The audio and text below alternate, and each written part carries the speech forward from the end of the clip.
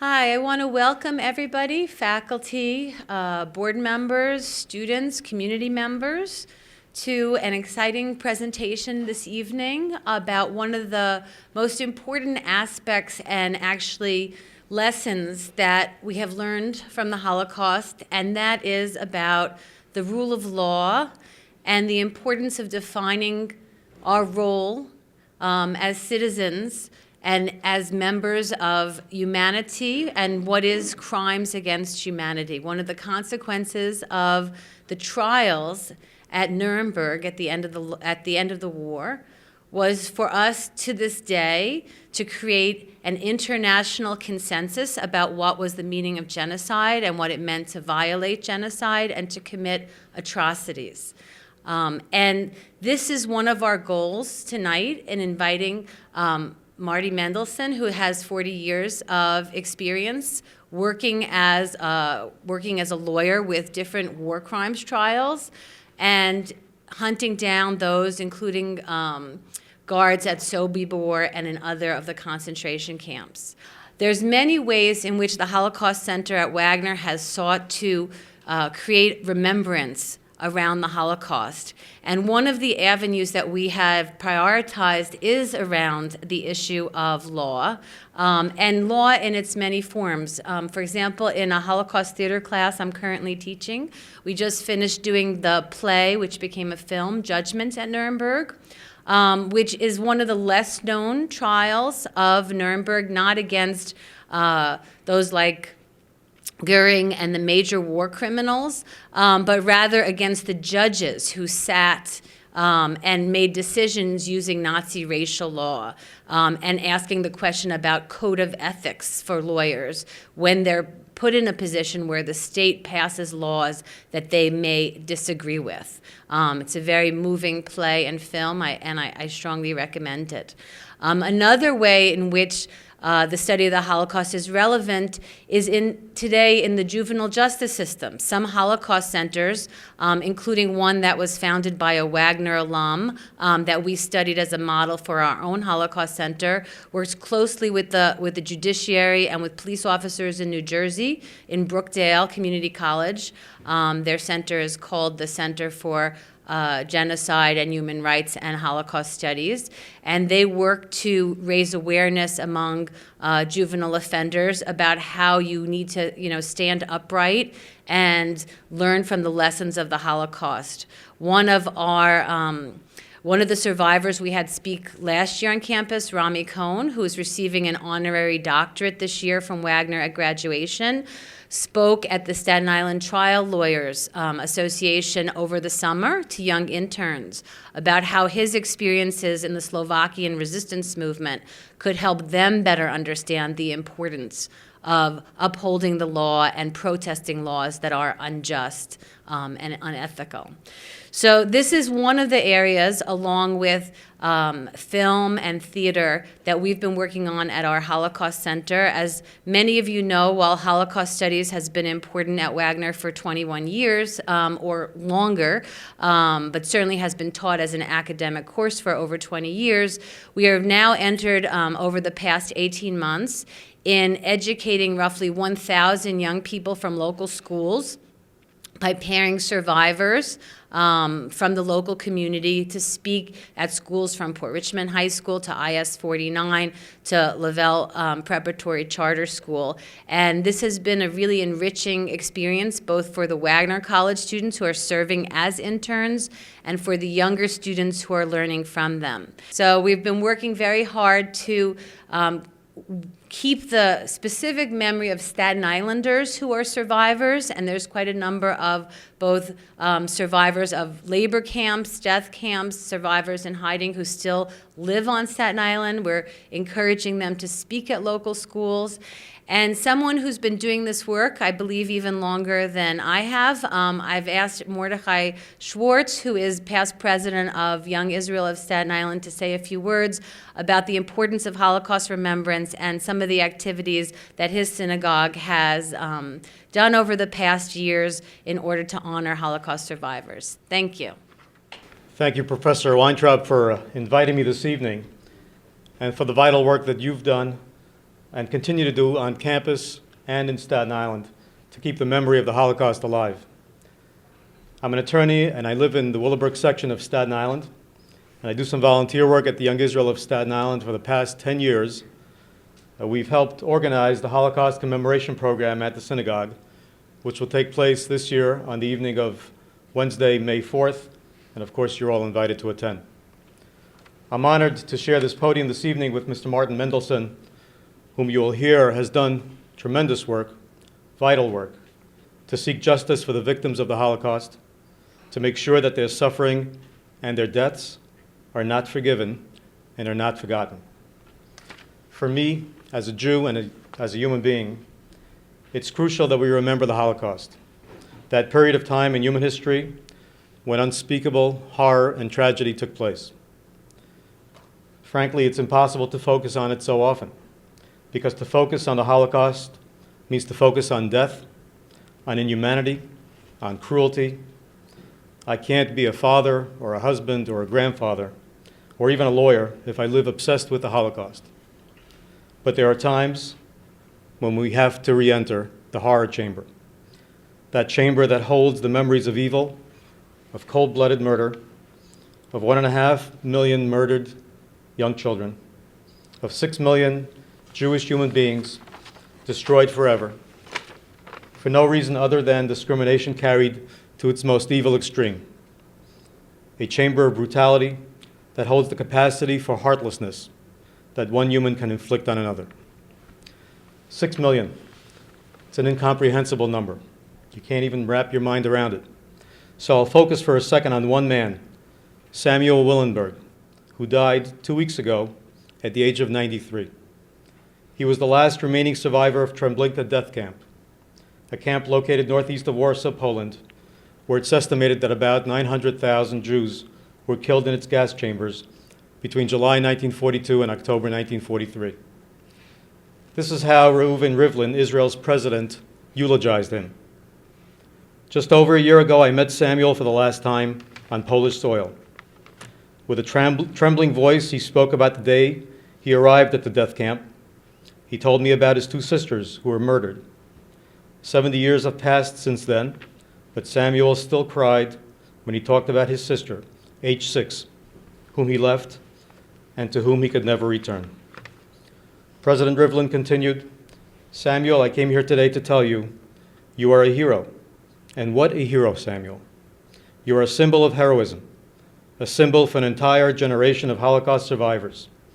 Heroes, strong and courageous people, invincible, optimistic, who survived the destruction and could grow once again, who experienced the horror and chose life."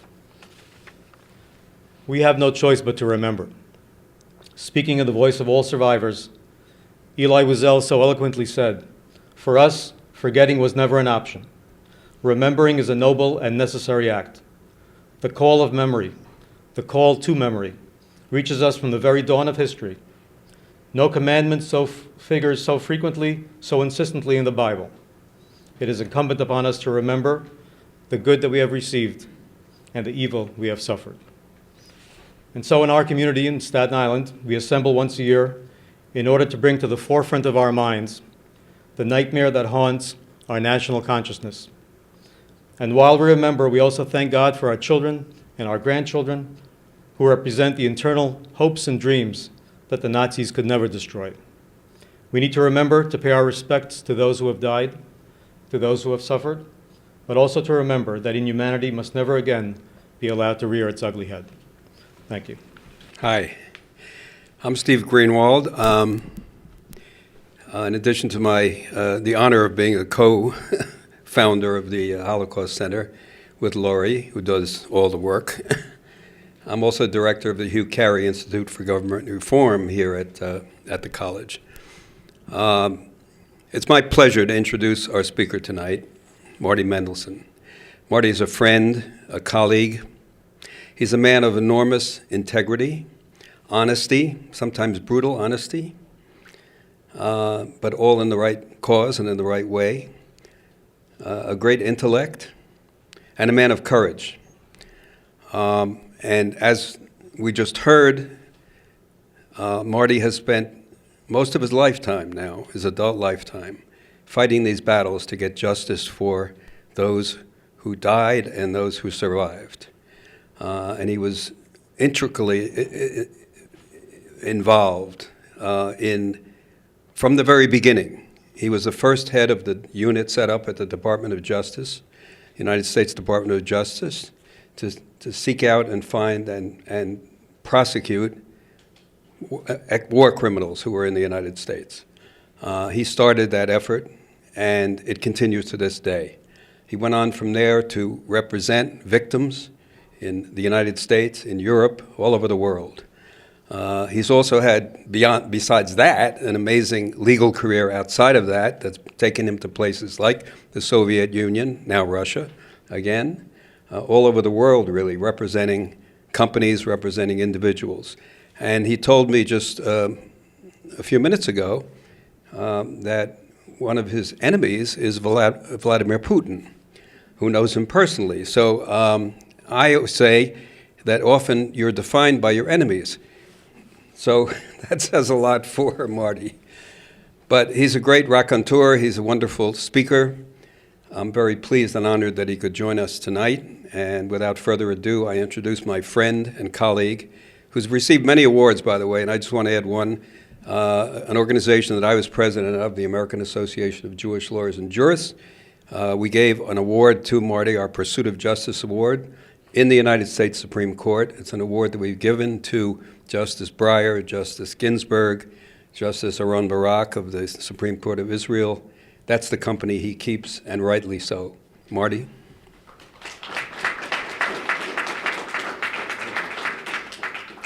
Thank you, Steve. Thank you, Professor Weintraub. Thank you, Mr. Schwartz. I am delighted to be here. I'm delighted to have the opportunity to speak. And it's so important that I actually wrote something down. And as some of you may know, lawyers can talk forever because we get paid by the minute. I'm under control. I'm going to have a serious talk, and it won't be that long because I don't want people becoming bored. I've been asked to talk about the perpetual quest for justice. I found out 30 minutes ago that nobody likes the title, but it's yours. So I'm going to talk about your title, and then we'll go on. In historical terms, I have to look at the camera every once in a while. In historical terms, the perpetual quest for justice is a rather recent development.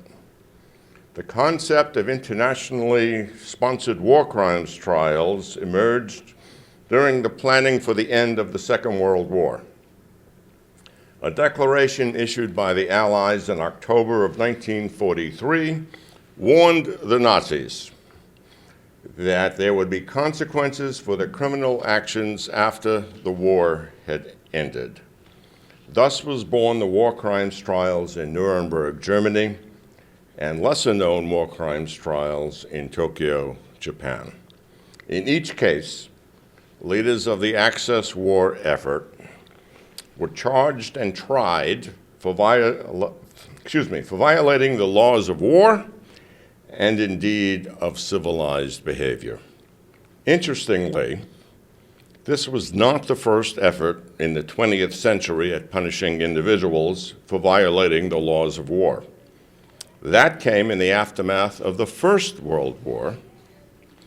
The critical difference, however, was that defeated Germany was given the responsibility for conducting war crime trials. As most of those charged were acquitted, the Allies in the Second World War decided that an international tribunal with only representatives of the main victorious allied powers would have the responsibility for the investigation, arrest, trial, and punishment of those found guilty.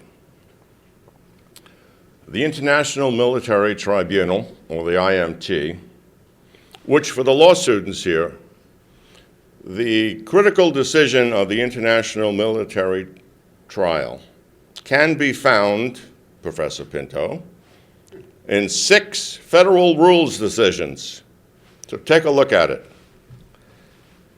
The formal name for the Nuremberg trials began on November 20, 1945. The chief American prosecutor was Justice Robert Jackson, on leave from his service as a member of the United States Supreme Court. A number of high-level Nazi officials were tried. A significant number was sentenced to death, but only a fraction of those sentenced to death were actually executed. Most had their sentences commuted or had lengthy stays in jail. By the 1950s, however, many of the Nazi hierarchy, which had been convicted, were no longer serving any jail time. After the high-profile trials, there were a number of other trials, as Professor Weintraub mentioned. In addition to judges, Nazi bankers, Nazi doctors, Nazi industrialists, and others, and these trials were conducted in relative obscurity as the world's attention and interest had moved on. In 1948, the Congress of the United States passed the Displaced Persons Act, which allowed victims of the Second World War who were displaced from their homes to enter the United States. By law, but not necessarily in practice, all Nazis were excluded from eligibility to enter the United States.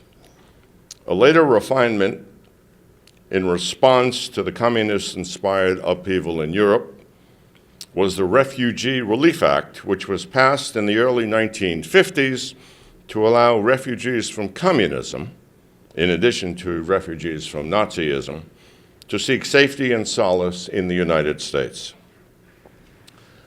But in that tidal wave of millions of people who were lucky enough to find safety and security in the United States were a number of those who had committed war crimes and should not have been allowed to enter our country. The problem festered for many years until pressure from the Congress led to the creation of the specialized office in the U.S. Department of Justice that had as its mandate the investigation and prosecution of those accused of Nazi war crimes who are residing illegally in this country. Because no war crime was committed on U.S. soil, the only method of prosecution was for the violation of our immigration laws and to deport those who had concealed their war crimes in order to enter the United States. The first case to enter our national consciousness, after Eichmann, of course, involved a female prison guard who had served at concentration camps in Ravensbrück and Majdanek. Her name was Hermine Braunsteiner-Ryan, and the story was broken in the New York Times.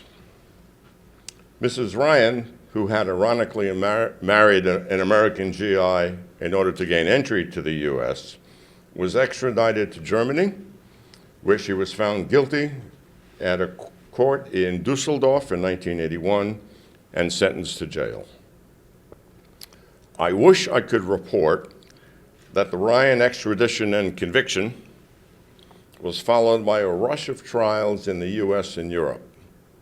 But as others have observed, in some ways, the price of American liberty is American judicial procedure, which can be very slow and complex. For example, an average case brought by the U.S. Department of Justice to deport an individual should take 2 or 3 years if everything worked perfectly. And let me assure you, in real life, no case works perfectly. Cases were brought, however, against, for example, policemen who committed war crimes in the Baltic states of Estonia, Latvia, and Lithuania. Karl Linus was a policeman at a concentration camp in Estonia who was deported to the USSR for trial. He died in the hospital before he could be tried. A more famous case involved Fyodor Fedorenko, a Ukrainian who served as a camp guard under German command at the Nazi-run Treblinka death camp in Poland. The decision in his case and subsequent deportation was heard and affirmed by the U.S. Supreme Court. Soon after he arrived in Soviet Ukraine, he was executed. Another case of some notoriety involved Andrea Artukovic, who served as Minister of the Interior in the independent state of Croatia and supervised the concentration camp in Jasenovac, where Serbs, Jews, and Gypsies were imprisoned and died. Artukovic's name was notorious in the immediate post-war period. He is one of the few war criminals who entered the U.S. under a false name. In the mid-1980s, he was extradited to Yugoslavia and tried in the Croatian capital of Zagreb. He was convicted and sentenced to death. He died before the sentence could be carried out. There were other cases where individuals fled the United States rather than face trial. They usually would find safe haven in another country, in Europe or South America. In 1989, the district court in Stuttgart, Germany, appointed me to represent victims in a war crimes trial that was being prepared against Josef Schwammberger, who was charged with being the commandant of a slave camp in Przemyśl, Poland. Along with the Staatsanwalt, the prosecuting attorney who was assigned to prosecute the case, I traveled to interview and depose witnesses in the United States as well as Europe. Schwammberger lived in Argentina, and we also assisted the government of Argentina to convince an Argentine court to extradite Schwammberger to Germany for trial. The trial in Stuttgart lasted approximately 6 months and ended in 1991 with Schwammberger being convicted. He was sentenced to life imprisonment and died in jail.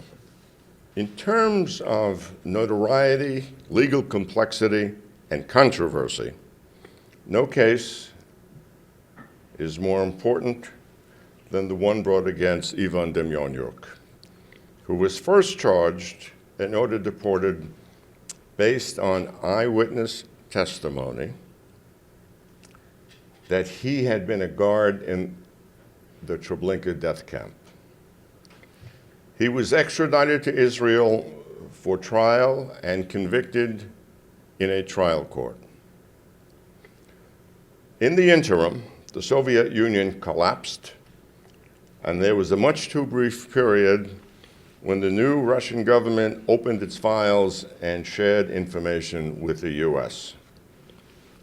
Newly released evidence convinced the Israeli Supreme Court that the conviction was a mistake and that Demjanjuk should be returned to the United States. After his return, the U.S. Department of Justice brought a new set of charges against him, using the newly released Soviet documents, which showed that Demjanjuk was assigned to the SS Travniki training camp and then served as a prison guard in the Sobibor death camp. There were delays in finding a country willing to take him until Germany finally agreed to do so in 2009. The district court in Munich appointed me to represent the only two survivors of Sobibor who testified at the trial. While they could not identify Demjanjuk, documents did that. They were able to explain to the court how they lived, how they survived, and how they escaped during the revolt that closed Sobibor. The trial opened on November 30, 2009, and lasted almost 2 years until he was convicted in May of 2011. He was sentenced, according to German law, to a supervised nursing home because he was over the age of 90. He died before a court of appeals could review the case. All of this leads to questions of why we do it. Why do we continue to do it? And does it mean anything? Does it serve as a deterrent? One can point to events in Asia and Africa, to ethnic cleansing in the Balkans, and say we failed. With equal vigor, we can say, for the most part, in the more than 70 years since the end of the Second World War, Europe has been relatively peaceful, and mass slaughter of individuals based on nationality or religion has been held to a minimum. And we now have, under UN auspices, war crimes tribunals, mostly in The Hague, but also in other locations, where individuals have been charged and convicted of war crimes. So while this is an admittedly imperfect process, it is one where the world community seems determined to police itself, force compliance with civilized norms of behavior, and punish those who did not observe those norms. The real question is, has justice been achieved? And the answer, unfortunately, remains an open question.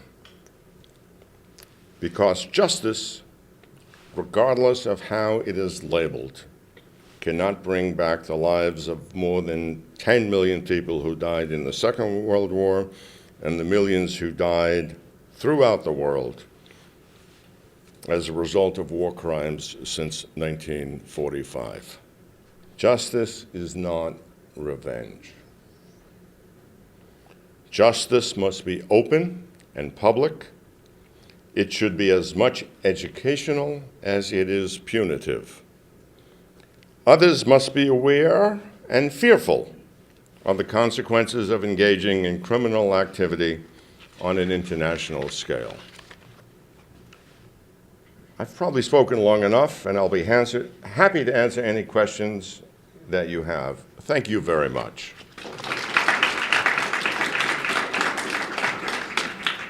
So you mentioned the purposes of these kinds of trials, and actually I was going to ask you about that. Isn't it the case, for example, in the Eichmann trial in Israel, that the prosecutor, Gideon Hausner, I think his name was, made a specific point that there was a very strong didactic reason to have this trial. It was a history lesson. Not only was it a history lesson, it also allowed victims to tell their stories. And that's very different than the usual objective or goal of a criminal trial. But in this case, does it justify having these trials? You know what I'm asking? Because you said justice of the ordinary sort can't be achieved, but it does have this didactic purpose, this historical purpose, and this opportunity for survivors to speak out. And that may be enough. No? Well, it's enough as long as it continues. The Nuremberg trials were also educational trials that had victims testifying, and the world didn't listen. The world listened in the Eichmann trial because of the excitement of how he got to Israel. As some of you may know, he was kidnapped off the streets of Buenos Aires and arrived in Israel and was tried. And in case anyone has any questions, understand law in the United States is if you are present in this country, we have jurisdiction over you. And how you got to this country is irrelevant. You can be kidnapped off the streets of Toronto, put in the trunk of a Ford car, driven over the bridge, and if you're in the United States, you are subject to jurisdiction of U.S. authorities. That's half a case I did, but I won't get into it. So it happens. And as long as we are vigilant, as long as we keep our eye on the ball and make sure that people know what's going on, then the educational process is as important as the jurisprudential process. Talk a little bit more about the trial involving the guard from Sobibor, the two survivors, what kind of testimony they gave, and why did it take 2 years for that trial to be conducted? Why did it take so long?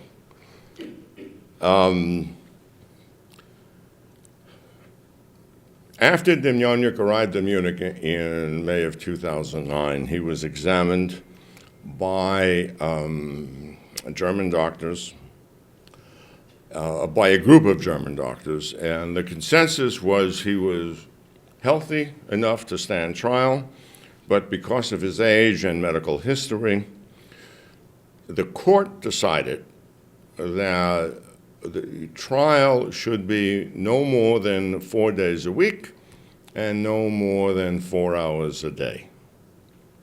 So instead of starting at 10 o'clock and going until 4 or 5 or 6, we started at 10. We had a lunch break, and then we ended at 2. I was not there every day. I had other clients and other things to do. But I did have local counsel, and I knew what was happening every day. And the German system is very, very different.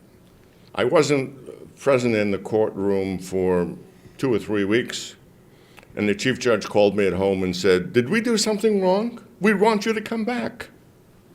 So, judge asks you to come back, you get on a plane. But it went on for 2 weeks. 2 years. There were delays. Sometimes the prison doctor said he wasn't well enough to travel. Sometimes the court doctor said he wasn't well enough to remain. For much of the trial, he literally was in the courtroom in a hospital bed, which was nonsensical, but it was part of the drama that the defense tried to evoke. I remember telling someone many years ago, I guess it was at the Schwammberger trial, when you see the defendant, you're going to see an old man who's enfeebled. But think about what he must have been 40-odd years ago.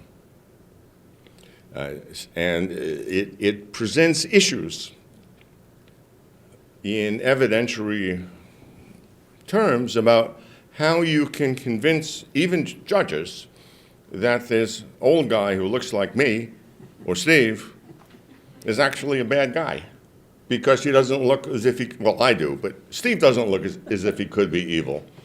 And he looks harmless, doesn't he? And that's a compliment, that's part of what makes these cases so incredibly difficult. When you think about evidence that's 40 and 50 years old, think about a jigsaw puzzle that's 40 or 50 years old. The pieces are warped by time, and they don't fit precisely. And because they don't fit precisely, you have to, it's much harder to convince people that the evidence is genuine. So it becomes very difficult in any case when you have old evidence. Now, the testimony of the two Sobibor survivors, they were teenagers at the time. And the reason that they survived was that they were young and quick and were engaged in domestic things like shining the commandant's shoes or doing some sorting of victims' possessions, but they never entered the area where executions were going on. Sobibor was a death camp. It was built with only one purpose in mind, and that was to kill people. It wasn't a labor camp. It was a death camp. You arrived in the morning and you were dead in the afternoon. And it's so hard today to kind of figure out, understand, or accept that that actually happened. You know, Simon Wiesenthal used to say, the Germans were the first people to wed technology to evil. And that's what the death camps were. Thomas Blatt and Mr. Bialystok, they knew what was going on, but they never saw what was going on. And because they didn't see, they were able to survive. And because they were 14 or 15 years old, when the revolt happened, they were quick enough to get out. And that's how they came to testify at the trial. There were some other survivors of Sobibor, but they were too old and too ill to make the trip. So these were the only two we had. But again, there were no eyewitnesses. The victims were afraid to look the guard in the face. So, I mean, one victim actually said in trial, all I can tell you is what his shoes looked like, because I was afraid to make eye contact. And that's one of the problems, when you're treated so that you're not human, and you're degraded, and you lose all self-respect, that all you can do is walk around with your head down, looking at the ground and hoping no one notices you. That's the real tragedy, the fact that one's dignity is robbed. Isn't it the case that that you helped establish a precedent in the United States courts that it was not necessary to have eyewitnesses once it had been established that someone worked in a particular place or a camp? Or am I misstating that? I think I know And what also, you mean. and also it elided the difference between involuntary and voluntary, which was one of the arguments that some of the defendants raised in the early days, right? Well, Right. I was involuntary. Demjanjuk, for example, was a POW, right? He was a Right. Ukrainian Right. who was in the Russian army, and he was captured by the German army, and then he was impressed to do this work. So that was part of his defense, but it didn't matter based on your argument, as I recall, which was accepted by the Supreme Court. Before it was accepted by the Supreme Court, I had a fight inside the U.S. Department of Justice about this. And I prepared a memo to the Solicitor General of the United States about this issue over the objections of the Assistant Attorney General in charge of the Criminal Division. Sometimes I'm not a very diplomatic guy, but it was important that the Solicitor General, who decides which cases are to be argued before the Supreme Court, that he weigh in and understand the implications of not filing an appeal. And what Steve is alluding to is one of the things that I wrote in 1978 was there were no innocent bystanders in a death camp. There were either victims or there were persecutors, no neutrals. And that became part of the argument that the Attorney General of the United States used when he personally argued the case before the United States Supreme Court. I guess I couldn't pull rank on him. So he did it. He won. It was the only argument he's ever made in his career before the Supreme Court. And that theory of law was actually used by the German prosecutors in the Demjanjuk case in 2009. So I guess I did something right. Did Germany, not too long ago, say they were going to stop prosecuting war criminals? No, they're still prosecuted. Okay, because I heard something, they said they were, I don't know. No. They are absolutely still prosecuting. And there have been a number of cases that have been filed in the last couple of years. But the defendants are old. And because, look, in Demjanjuk, he lands in Munich. He's charged, but not convicted. And he's placed in a prison hospital. He's under guard for the 2 years before the trial begins and when the trial ends. When the trial ends and he's found guilty of war crimes, he's put in a nursing home because under German law, if you're under 90, you don't go to jail. That's why I'm not doing any more cases in Germany. I'm not interested in spending 2 years of my life to put someone in a nursing home. Who creates the war crime laws? Who writes the war crime law? Well, there are a number of treaties, multinational treaties signed by a group of nations, which go under the general heading of Geneva Conventions. But individual nations, including ours, have their own definitions of war crimes.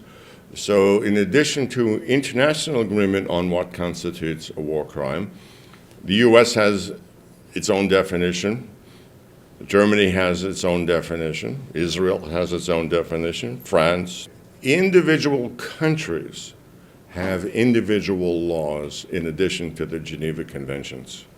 But isn't it the case that in Germany, these defendants were tried in Germany on simple murder charges?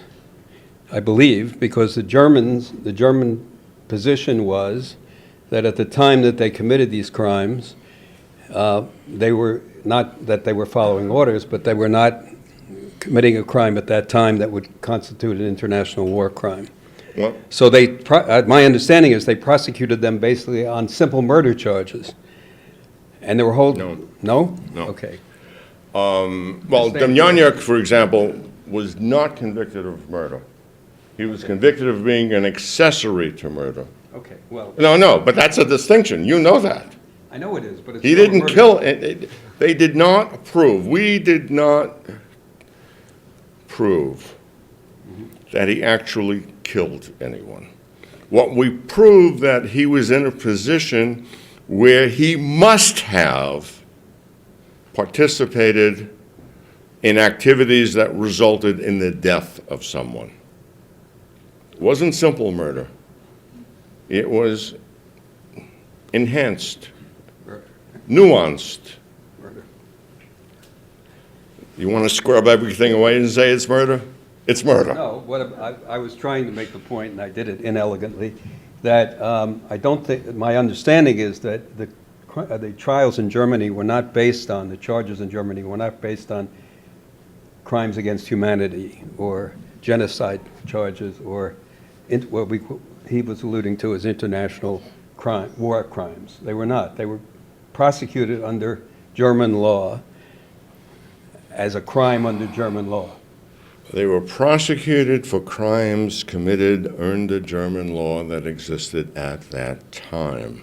However, there is a new body of German law which was developed by what was then called West Germany in the 50s, which has its own codification of what war crimes are going forward. And those laws have been around for close to 70 years. And if Germans committed war crimes, they would be tried under those statutory provisions that exist today. The world's not perfect, we're not perfect. Everyone has to make up their own mind about what's right and what's wrong. Society helps us arrive at those decisions, but it's not easy. And while we have various rudimentary institutions, the International Criminal Court in Rome, the various war crimes tribunals in The Hague, in Africa, in Asia, it's all ad hoc. We haven't yet worked out a system that is universally agreed upon or universally enforced. I mean, Interpol doesn't work. Forget the fancy fiction stuff. Forget Interpol. Arrests are made by national police forces, not international police forces. So everything becomes, what does a single nation want to do? And there is a patchwork of extradition treaties so that there is some form of agreement among nations about what constitutes a crime. Easy. Bank robbery is a bank robbery is a bank robbery. It doesn't matter what country it's in. If a bank is robbed, it's a crime. Murder is a crime. Doesn't matter which country it's in. But then there are nuances, like what's an accessory? An accessory in the United States may not be the same as an accessory in China, or an accessory in Russia, or an accessory in Argentina. I don't know the answer to that question. And I'm not sure if anyone is fully conversant with all of the clauses in various treaties of extradition, because they are not multinational, they are binational. We do not have a treaty of extradition with Russia. There's a treaty of extradition between Canada and the United States, two countries that have pretty close relations and two countries that more or less agree on what constitutes a crime. However, there are probably 10 times as many Americans hiding in Canada as there are Canadians hiding in the U.S. And we know that. We don't necessarily know where they are, but we have suspicions. Canada wants someone who's hiding in the U.S. We send that person in immediately, no questions asked, because we want the Canadians to respond to us when we find out where one of the people who we want is, who happens to be in Canada. So this is as much diplomatic or political as it is legal, and we are far from having an effective judicial system, far from having an international police force, and I think as Americans we really don't want an international police force. We don't want people from North Korea, just as an example, coming to this country with arrest power.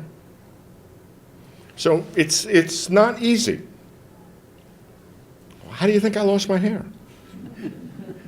You know, this is tough stuff.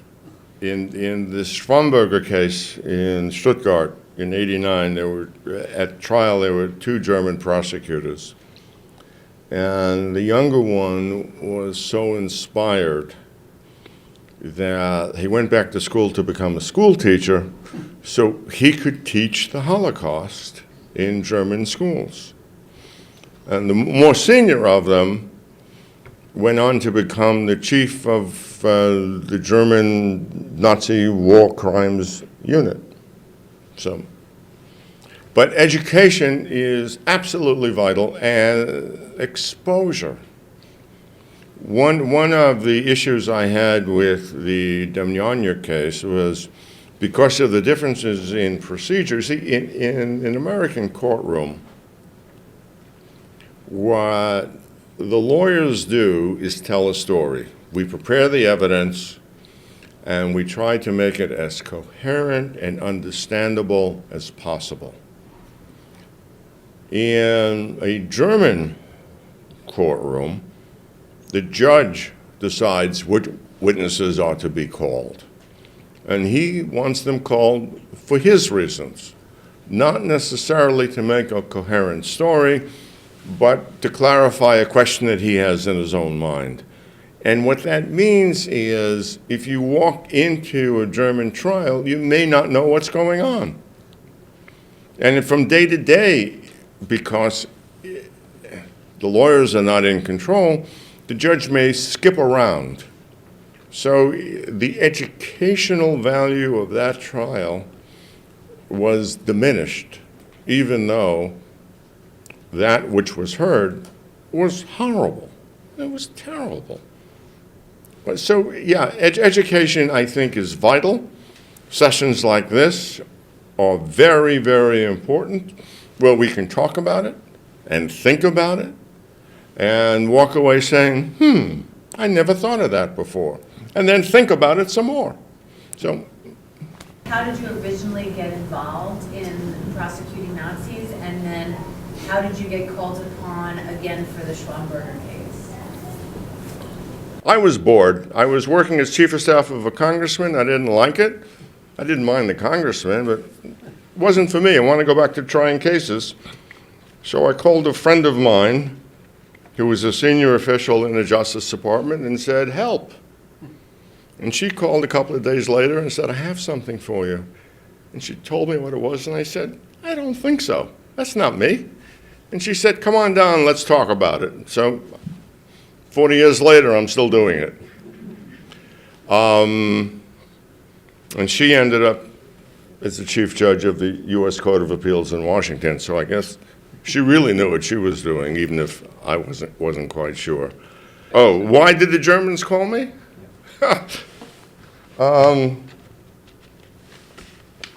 I guess the main reason is after I left the Justice Department, I continued to be involved in one way or another. And the most important was I was Simon Wiesenthal's personal lawyer from 1980 until he died. So the Germans really knew who I was and what I had done and what I was doing. I just wanted to clarify, when you were working in Germany on cases, was that an international court, or was that? No. It was a local domestic court. And what did you have, like, difficulties transferring from American legal system to the German legal system? Of course. It's nuts. Both systems are nuts. Every society tries to come up with a system of finding out what the truth is, and we all fail. That's why we all have experiments. I mean, you've seen U.S. crime shows, right? And everyone knows there's a judge, and sometimes there are 3 or 4 or 5 or 10 courts of appeal. But in Germany, there's no jury. Instead of one judge trying a case, there are 5 judges trying a case. 3 of the judges are learned in the law, and 2 are civilians, chosen just the way jurors are chosen here. Is that system better than ours? Well, it works for them. I guess ours works for us. In our Constitution, we guarantee trial by jury. And that comes from the English custom of the 18th century. Off the top of my head, I don't know when this happened, but in civil cases in England, juries do not exist. They were abolished more than 100 years ago.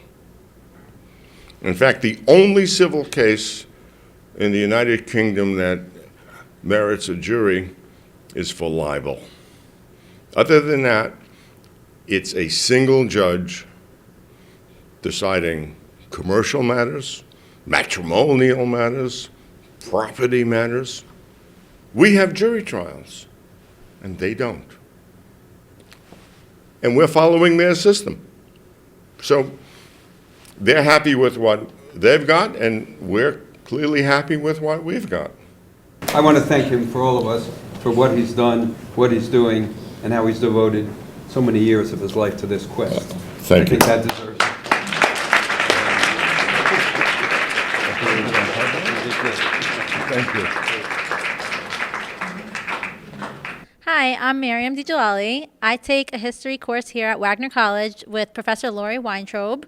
I decided to first take the class because I was extremely fascinated in the Holocaust and about how everything has happened and how the individuals of the Holocaust have been put through so much. I, in high school, took an AP History of the Holocaust class, and therefore that made me want to take a Holocaust class here at Wagner as a requirement. I want to be a doctor in the future, but I also hope to have some influence on the Holocaust and the remembrance of the Holocaust. Hello, my name is Julia Loria, and I'm one of the Holocaust interns at Wagner College. I chose to be a Holocaust intern because my own grandfather survived the Holocaust and lost his parents and his brother in the camps of Treblinka. He never spoke German again, and I think that it's a small way to try to take part in the remembrance of the Holocaust, as it's something very important. And as a third generation survivor, I think it's my mission now to really help students understand that we'll never get that opportunity to meet survivors, that sometimes other humans can dehumanize others, and it's important that we remember so the past never happens again. My grandfather left his family, but his parents decided to stay in Berlin, as my great-grandfather was the judge of the Berlin court and thought he would be untouched. And then he passed away in the camps of Treblinka with his wife, my great-grandmother, and my grandfather's brother. Manny Sachs, and I'm a member of the Wagner College Avichai and Holocaust Committee, seeking to build a Holocaust Institute here on campus. This was a very informative lecture by Martin Mendelsohn, an eye-opener even this late in the game after the Holocaust happened so many years ago. But my connection to the Holocaust is that I'm a child of Holocaust survivors. My dad was liberated from Buchenwald, my mom from Bergen-Belsen, and she was sent at the benevolence of the Swedish king to Sweden for recuperation. She was one of thousands of women that were suffering from and dying from typhus. Otherwise, if it wasn't for them, I wouldn't be here. And we, as second generation, can say that with great humility. At the program tonight, I wanted to introduce the first of 30 paintings by the internationally acclaimed local Staten Island artist, Gregory Perillo, a World War II veteran. As he docked at different ports of call, not in Europe itself, but in the Pacific and in the U.S., he had heard about the concentration camps, and now at the age of 90 is creating a cycle of 30 paintings, of which this is one of the paintings. And Wagner College is very much looking forward to a future exhibit where we'll have an opportunity to show some of Mr. Perillo's paintings. And they're very touching evocations of how an American war veteran reflects on the meaning of the Holocaust. An American war veteran who's not Jewish, who's Italian-American, who has painted primarily images of Native American and Vietnam War. When he turns to think about the Holocaust, what does it mean to him?